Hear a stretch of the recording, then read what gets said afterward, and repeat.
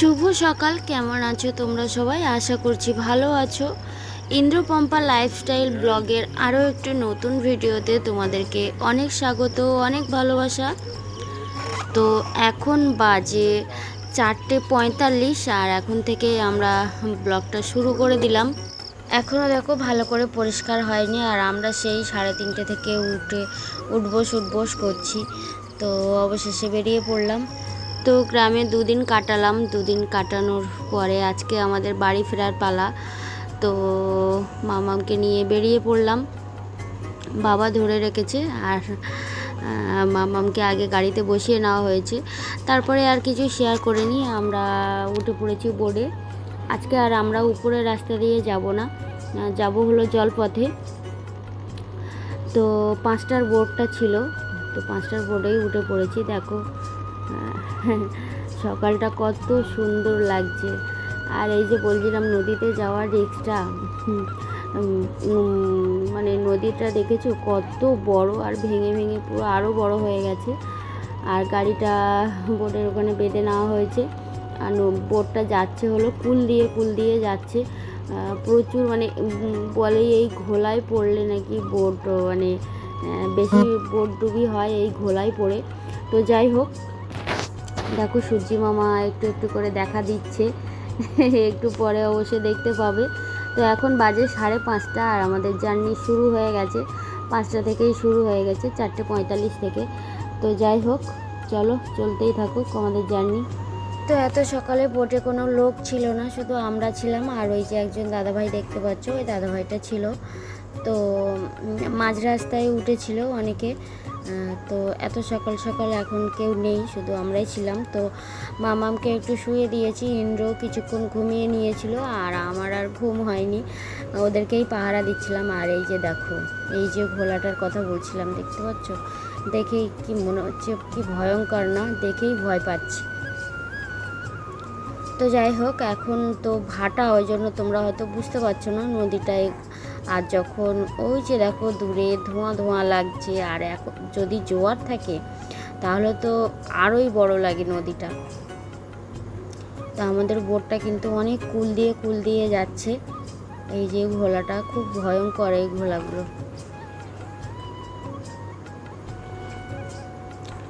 এখন ভাটাটাই এই অবস্থা, জোয়ার হলে তো আর দেখতেই হবে না।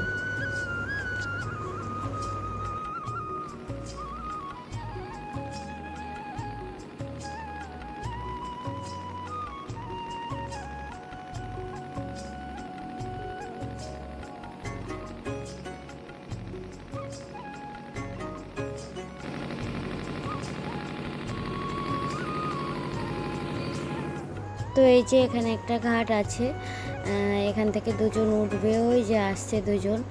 তো ওই জন্য বোটটা ঘাটে ধরছে আর কি।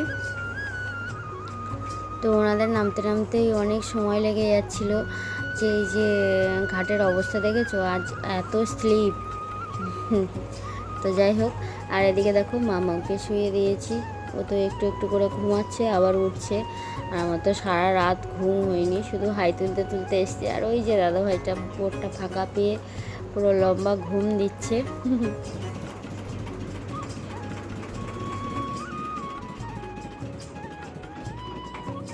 আবার এদিকে মাম বেশিক্ষণ শুয়ে থাকতে পারছিল না, মাঝে মাঝে ওকে আবার কোলে নিতে হচ্ছিল। বোটটা যখন একটানা চলছে তখন হাওয়া লাগছে, আবার যখন বোটটা দাঁড়িয়ে থাকছে তখন আবার গরম লাগছে। আর আমাদের গায়ে রোদ্দুর পড়ছে, বুঝতেই পারছো। সূর্যি মামা উঠে গেছে, সূর্যি মামারও ঘুম ভেঙে গেছে, কিন্তু মামাম তো ঘুমিয়েই যাচ্ছে। আর ইন্দ্র মাঝে মাঝে করে করে একটু একটু করে ভিডিও করছিল।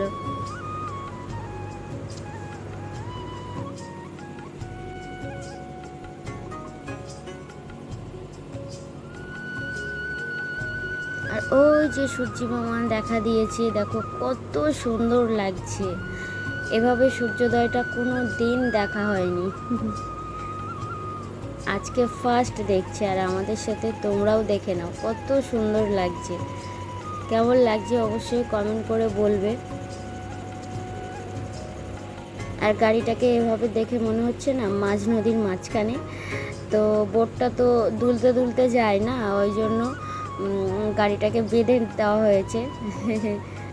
তো আর কিছুক্ষণ পরেই নামবো, আবার 2 থেকে আড়াই ঘন্টার জার্নি আছে, আর বোর্ডে তো আমাদের 3 ঘন্টা লাগবে ধরা বাঁধা একদম। তো বললাম মামামকে কিছু খাইয়ে নিতে। ইন্দ্র এতক্ষণ ঘুমিয়ে নিয়েছে, তো ইন্দ্র বলল তুমি একটু রেস্ট নিয়ে নাও, আমি মামামকে খাওয়াচ্ছি। আর রেস্ট ওই বসে বসে তো ওই খাওয়াচ্ছে। একটু বিস্কুট এনেছিলাম সাথে করে, আর বাটি চামচ তো থাকেই কোথাও গেলে, তো একটু হালকা পাতলা বিস্কুট খাইয়ে নিচ্ছে। আর এখান থেকে যাব আমরা ধামাখালি থেকে আবার 2 থেকে আড়াই ঘন্টার জার্নি, তারপর বাড়ি। মানে যে খারাপ রাস্তাটা আর কি ছিল, ওই রাস্তার পথটা আর কি আমরা বোর্ডে যাচ্ছি। তো মামামের দিকে বোর্ডে যারা উঠেছে আর কি, মামামের দিকে সারাক্ষণ তাকিয়ে আছে। আর কত লোকের কত প্রশ্ন, কত অ্যান্সার দেবে তুমি, এই সমস্যা সেই সমস্যা। তো যাই হোক, কথা বলতে বলতে দেখো অবশেষে ধামাখালি পৌঁছে গেছি। আর সবাই বোর্ডের থেকে উঠে গেছে, আমি তো উঠতে পারছি না, মামামকে নিয়ে বসে আছি। ইন্দ্র প্রথমে যাবে, গাড়িটা নিয়ে রেখে আসবে, তারপর আবার আসবে, এসে মামামকে নেবে, তারপরে বেরোতে পারবো। তো এইদিকে দেখো বোর্ড মালিক আর একজন দাদা মিলে ধরাধরি করে নামিয়ে দিচ্ছে গাড়িটা। ইন্দ্র আগে রেখে আসবে গাড়িটা, তারপরে আমাদের যেতে হবে, না হলে তো ওঠার উপায় নেই। তো যাই হোক, রাস্তায় আর কিছু শেয়ার করতে পারিনি, কারণ মামামকে নিয়ে মামাম রাস্তায় খুব ঝামেলা করছিল। অবশেষে এত কষ্টের পর আমরা পৌঁছলাম বাড়িতে।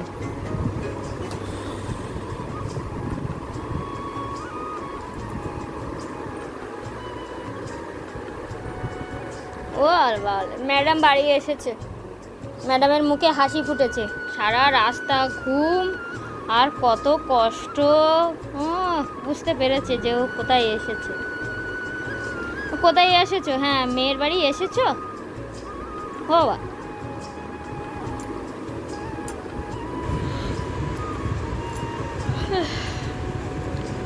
তো চলো আমরা সবাই বাড়িতে আসলাম। এখন মাঝে দেখো 10টা, আর ওখান থেকে 5টার সময় বেরিয়েছিলাম, তোমরা তো জানো, মানে 5টার আগে, 5টার বোর্ড ধরবো, তাই বেরিয়েছিলাম। তো চলো সবাই বাড়ি এসে পৌঁছলাম, স্নান করব, ফ্রেশ হব, কিছু খাবার দাবার জোগাড় করব, রান্না বান্না করতে হবে। চলো।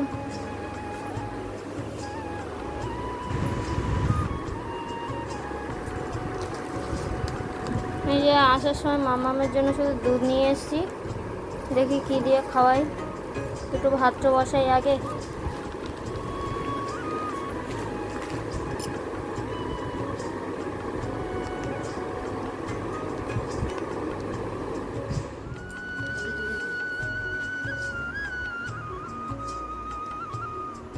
চোখ মুখের অবস্থা দেখো।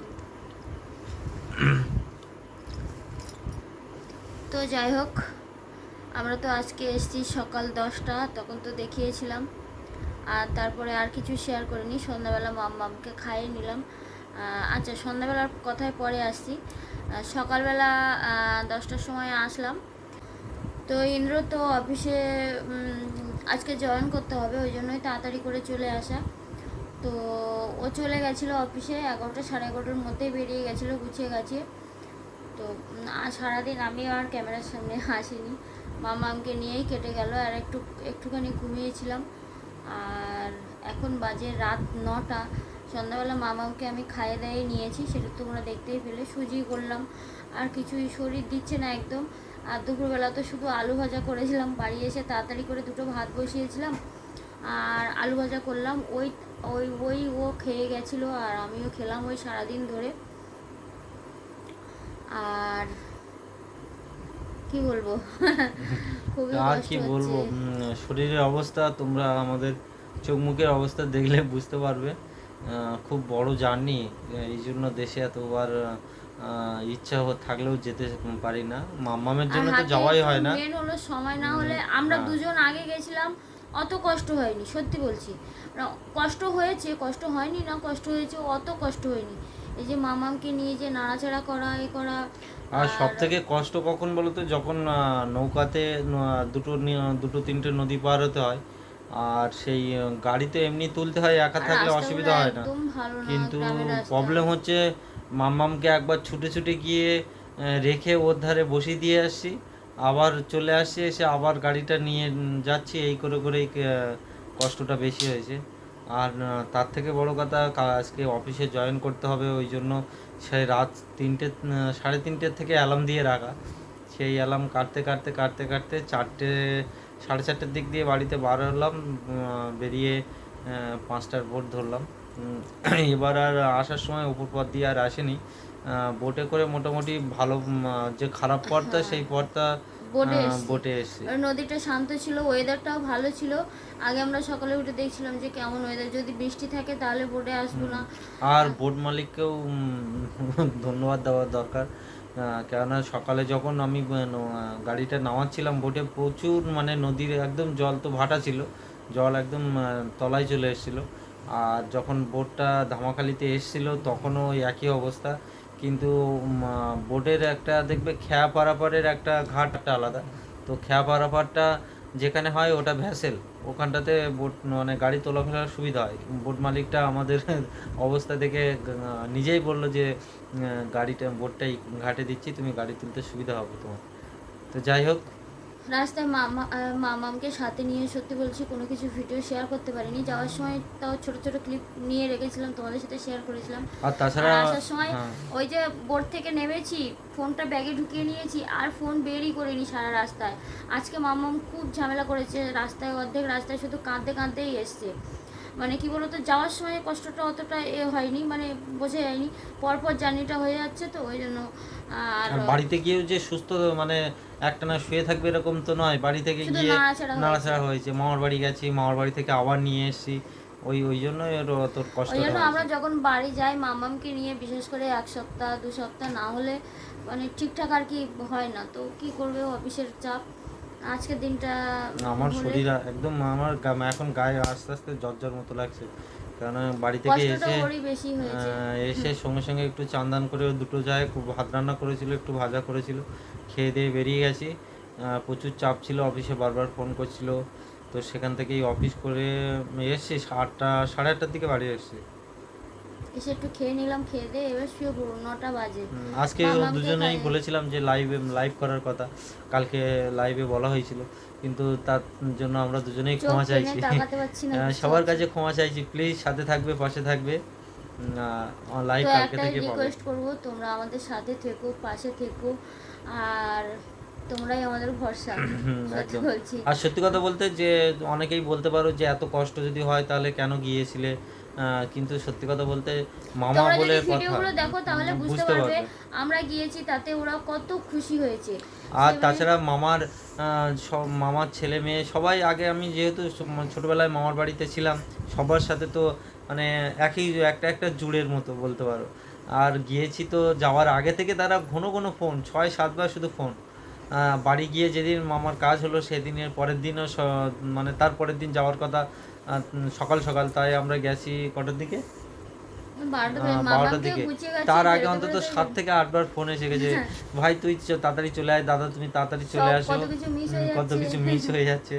সবাই মিলে আনন্দ করছিল অনুষ্ঠানের সব থেকে পরের বড় দিন কথা আর কি। দেখো, কষ্ট যেহেতু মারা গেছে, কষ্ট তো অবশ্যই, কিন্তু মেন কথা হচ্ছে সবার সাথে একটা পরিচয়, মানে কারোর সাথে দেখা হয়েছে 10 বছর বাদে, কারোর সাথে দেখা হয়েছে 5 বছর বাদে, এরকম একটা এখন বিষয়। সবাই ব্যস্ত কাজের, মানে এখন সব কাজে বাজে ব্যস্ত। তো এরকম একটা অনুষ্ঠান হলে সবাই এক জায়গায় হয়, তো ওই লোকটা আর সামলাতে পারেনি সবার সাথে দেখা করার লোকটা বলতে পারো। তো যাই হোক, আমাদের আজকে সবাই হ্যাঁ, আমাদের ক্যামেরা বন্দি হয়ে থাকবে। হুম। তো যাওয়ার কারণ একটাই বলতে পারো, সবার সাথে দেখা করার লোক। এটা বলছিলাম, সবার সাথে দেখা আর করার তার লোকটা থেকে মেন সামলাতে কথা, পারলাম না। দেখ মামার ছবিও আমার কাছে তেমন নেই, কিন্তু এখন যতজন আছে, যাদের সাথে দেখা হয়েছে, সবাইকে এই আমাদের ক্যামেরা বন্দি হ্যাঁ, করে নিয়েছি। চেষ্টা করেছি সবাইকে নিয়ে রাখতে। তোমরা ভিডিওটা যখন দেখবে তখন বুঝতে পারবে যে কত বড় আমাদের মামাদের ফ্যামিলিটা, সত্যি মানে দেখার মতো।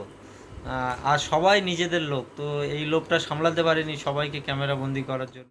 এটাই থাকুক তোমাদের সাথে, আর আমাদেরও ফ্রেম বন্দি হয়ে থাকুক। সত্যি বলতে মামামের জন্য, মামাম আসার পর থেকে মামামকে নিয়ে আমরা এতটাই মানে বুঝতেই পারছো, পরিস্থিতির চাপে পড়ে কোথাও যাওয়া হয় না, তেমন কোথাও যেতে পারি না, মেন কথা আর হলো। আরেকটা কারণ বলতে পারো, মাম্মামকে দেখার জন্য সবাই খুব আগ্রহী ছিল, যারা আমি যেরকম 10 বছর অনেককেই দেখিনি, তারা তো অবশ্যই মাম্মামকে দেখার জন্য বারবার করে বলছিল। আর বিশেষ করে আমাদেরও বাড়িতে মাম্মামকে অনেক দিন বাদে নিয়ে গেলাম, তোমরা সেটা দেখলে বুঝতে পারবে। তো যাই হোক, আজকের ভিডিওটা আর বড় করবো না, অনেকটা বড় হয়ে যাচ্ছে। তো আজকের ভিডিওটা এই পর্যন্তই থাকলো। বলো। চলো দেখা হবে নেক্সট ভিডিওতে। তোমাদেরকে একটাই রিকোয়েস্ট করবো, প্লিজ প্লিজ তোমরা সবাই একটু আমাদের পাশে থেকো। আর আমাদের হয়তো ডেলি মেনটেনটা হচ্ছিল না কদিন, তো এবার থেকে ডেলি মেনটেন হবে। তার জন্য যাদের যাদের কাছে বলেছিলাম আজকে লাইভে আসার কথা, তো আসতে পারেনি, ওই জন্য ক্ষমা প্রার্থী। ভালো থেকো, সুস্থ থেকো, পাশে থেকো। চলো, টাটা। মাম্মামকে আর দেখাচ্ছি না, ওরও মানে শরীর আর দিচ্ছে না বলতে পারো। মাম্মাম সারাক্ষণ পুরো তো নিস্তব, একদম বাড়ি গিয়েও যেরকম এখানেও ও সেরকম, মানে এখন 1-2 দিন ওর এরকম যাবে পুরো। প্রচুর ধকল মানে কি গেছে। বলতো, ওর শরীরটা মেন হলো, আর নাড়াচাড়া হয় না, তো এখন নাড়াচাড়া পেয়েছে। এখন কি বলবো, বাড়িতে শুয়ে থাকে, একটু তুলে খাওয়ানো হয় এই আর প্রচুর নাড়াচাড়া হয়েছে কদিনে। ওর গা হাত পা মাংস মাংসগুলো ব্যথা হয়ে গেছে মনে হয়।